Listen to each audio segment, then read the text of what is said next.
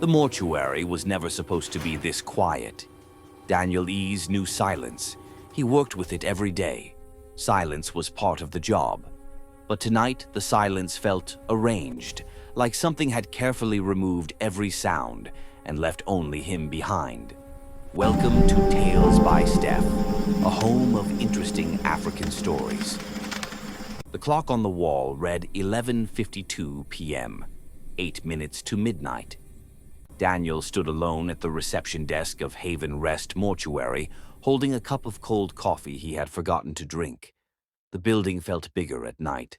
Longer hallways, darker corners, shadows that did not move when he moved. He told himself it was just another shift, just one more body.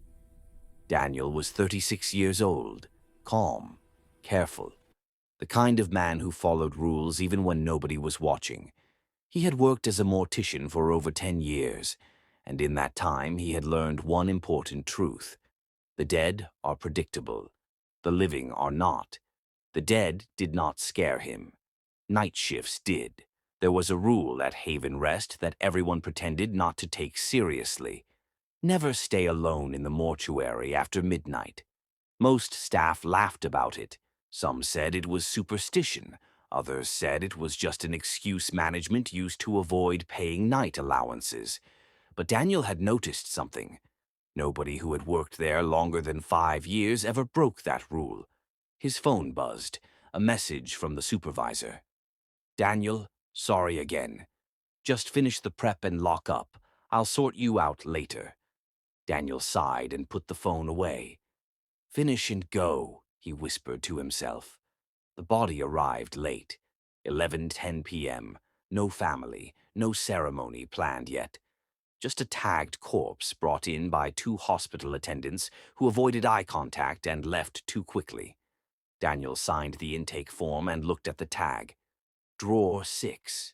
That was strange. Drawer 6 was rarely used. He picked up the file and flipped through it. Male, unknown family, cause of death, unclear. Daniel frowned. That alone was unusual. Most files had explanations. Even lies sounded organized. This one felt unfinished, like someone had stopped writing halfway. The lights flickered once.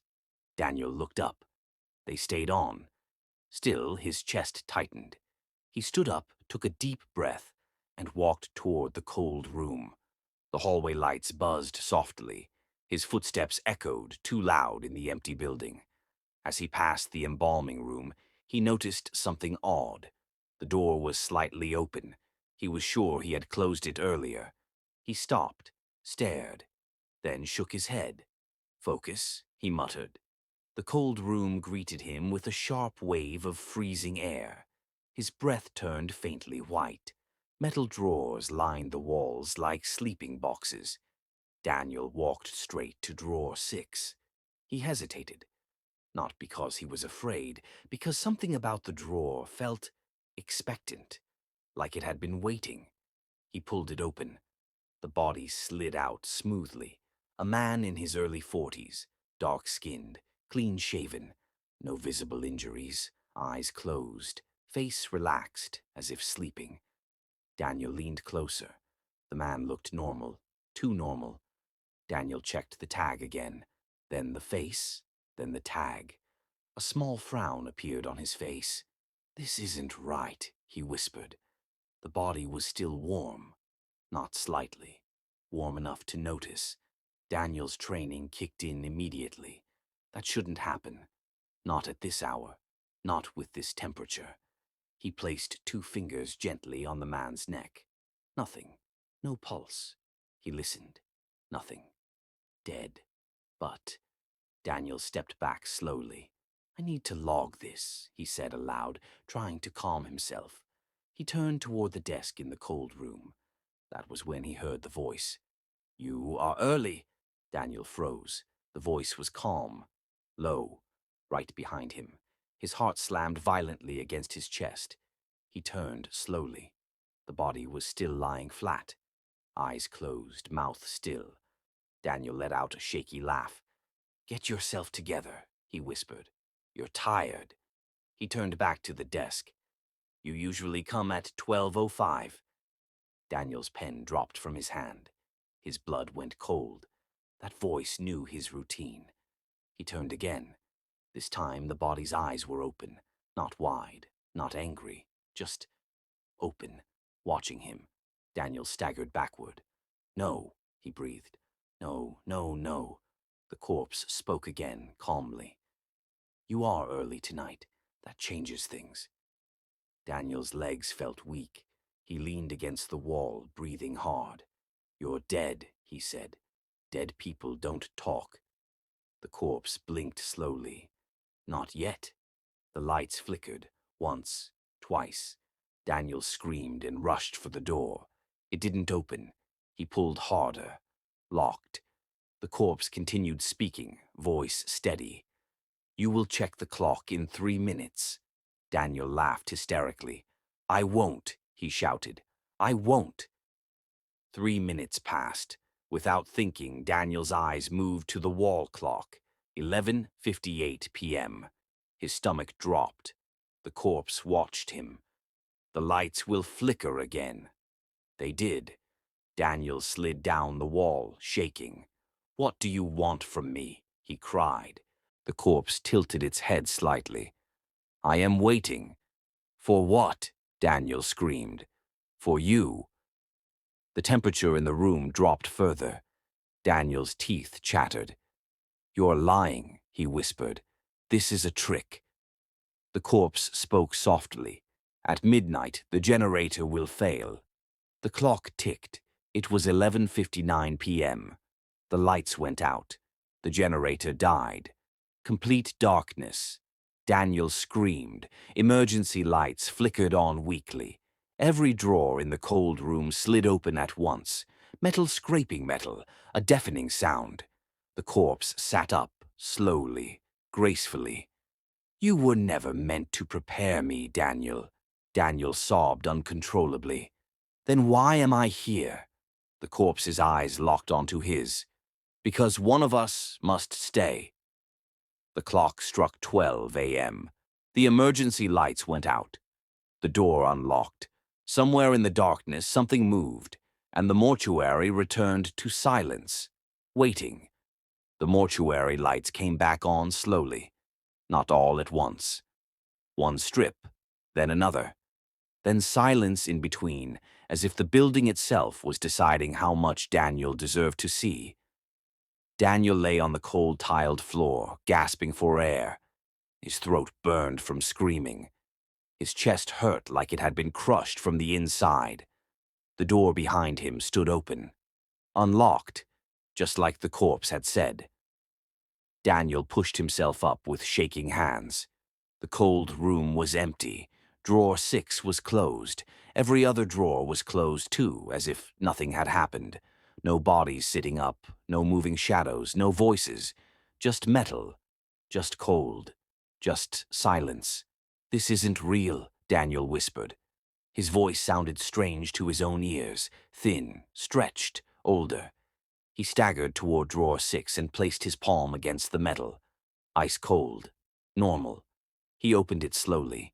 The body lay flat again, eyes closed, mouth shut, still, dead. Daniel backed away, laughing weakly. "You're dead," he said. "You're dead. I imagined everything." The laugh died in his throat, because something was different. The tag on the corpse's toe was no longer blank. A new tag hung there now. Fresh, clean, white. Daniel leaned closer, heart pounding, and read the name. Daniel E.'s age, 36. Time. Daniel screamed. He ripped the tag off and threw it across the room like it burned his skin. His breathing turned wild and uneven. His hands shook so badly he had to press them against his chest to steady himself. "No," he whispered. "This is a mistake. This is a joke." But the mortuary didn't joke. A soft sound came from behind him. Footsteps. Slow. Measured. Daniel spun around. The corpse was standing beside the table. Not floating. Not rushing.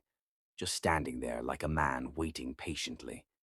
"You see it now," the corpse said. Daniel stumbled backward until his back hit the wall. "You said one of us must stay," Daniel cried. "I don't understand." The corpse tilted its head slightly. "This place never stays empty," it replied. "When one leaves, another must arrive." Daniel shook his head violently. "No, that's not how death works." The corpse smiled faintly. "That is how this place works." Daniel's phone buzzed in his pocket.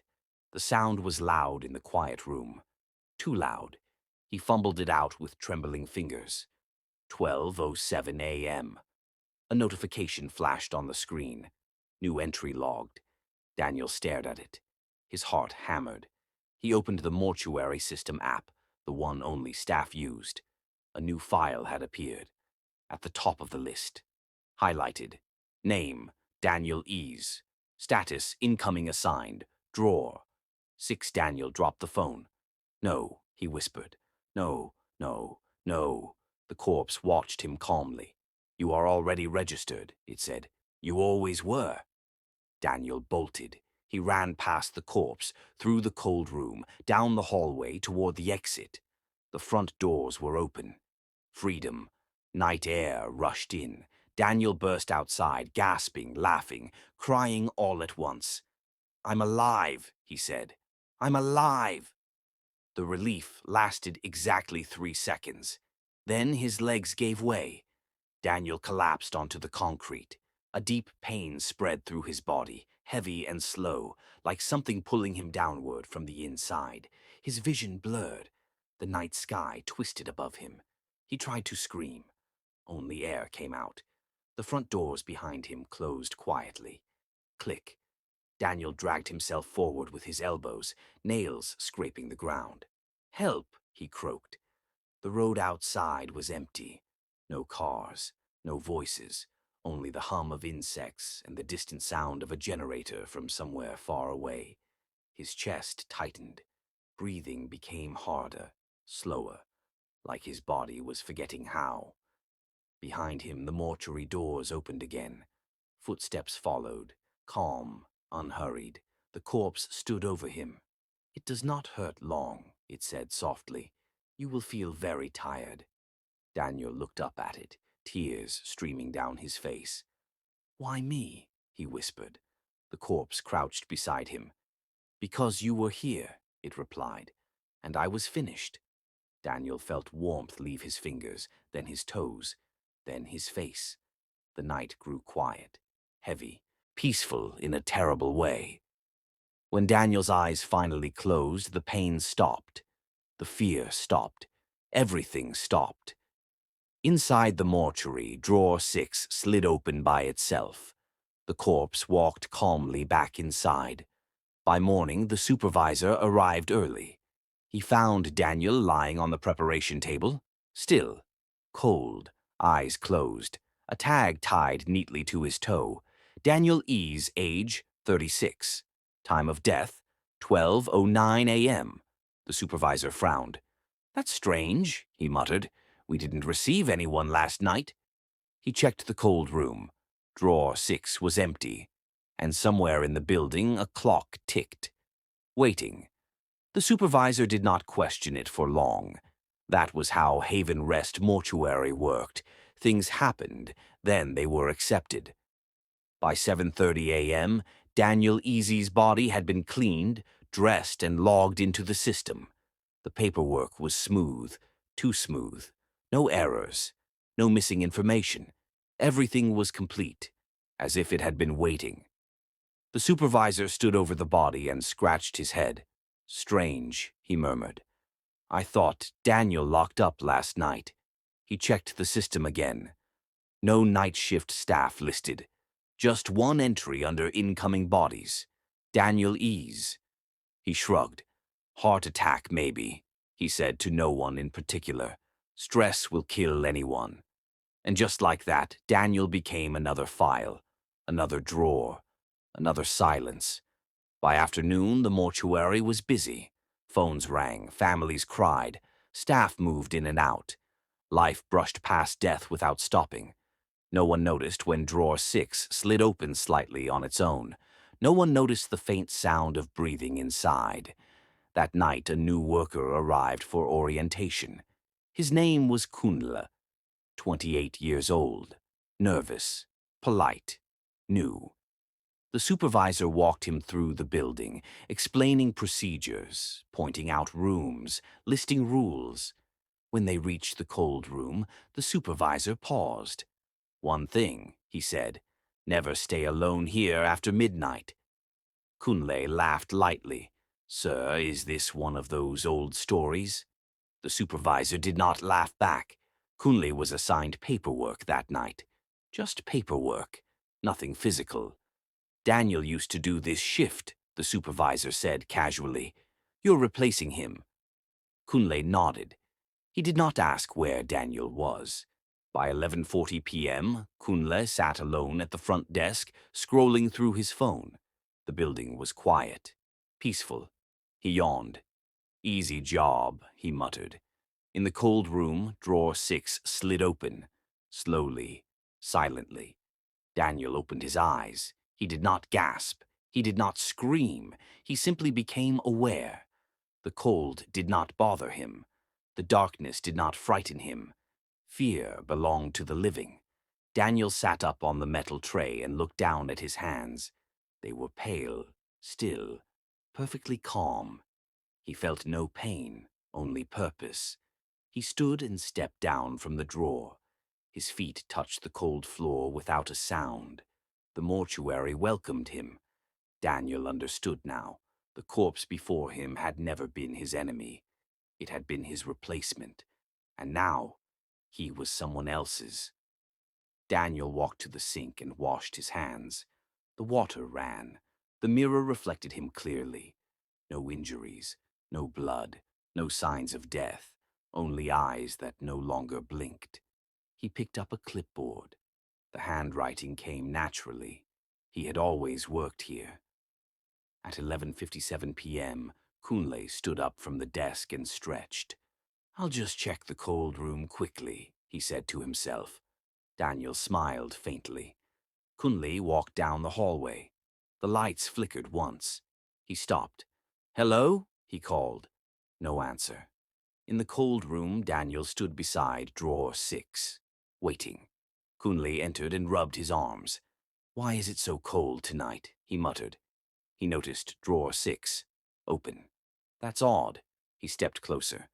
Daniel spoke, calm, gentle, certain. "You are early."